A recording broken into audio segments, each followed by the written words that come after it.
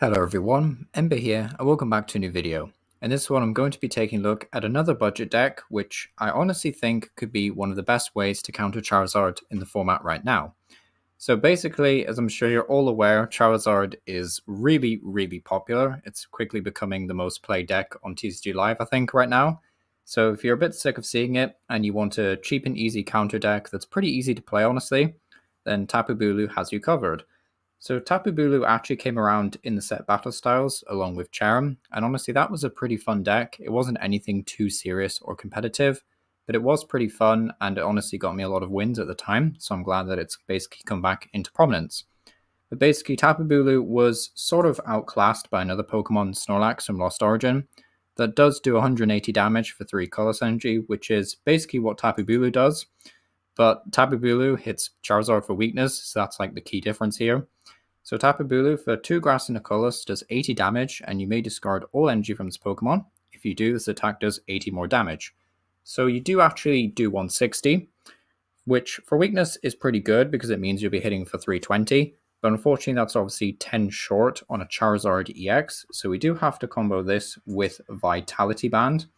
Now, I know a lot of people don't like Vitality Band compared to stuff like Defiance Band, because Defiance Band will be adding plus 30, Vitality Band will be adding plus 10.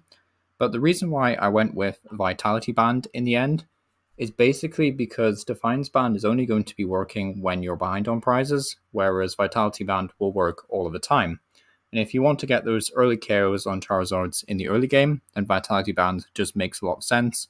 Plus Defiance Band plus 30 isn't actually going to matter all that too much because plus 30 onto Snorlax doesn't even KO stuff like Chien-Pao, I don't think. So Vitality Band just makes more sense overall, at least to me personally. This is obviously a change that you could make. But basically you got 2 copies of Tapu Bulu to Charizard's weakness. Also running 2 Snorlax anyway just because it's a very efficient attacker.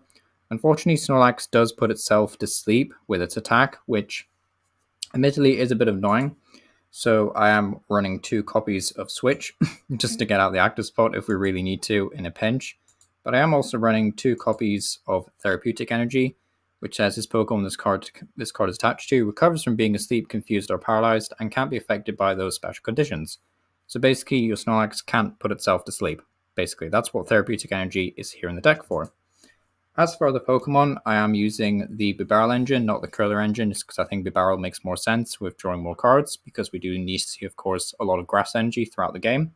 I'm also playing with Skwovet. Skwovet honestly is so good with Bibarel. Just means you can get out of dead hands and basically put your hand on the bottom of your deck, draw a card, which doesn't seem too great, but Bibarel, of course, will let us draw up to 5, so it's a pretty neat combo.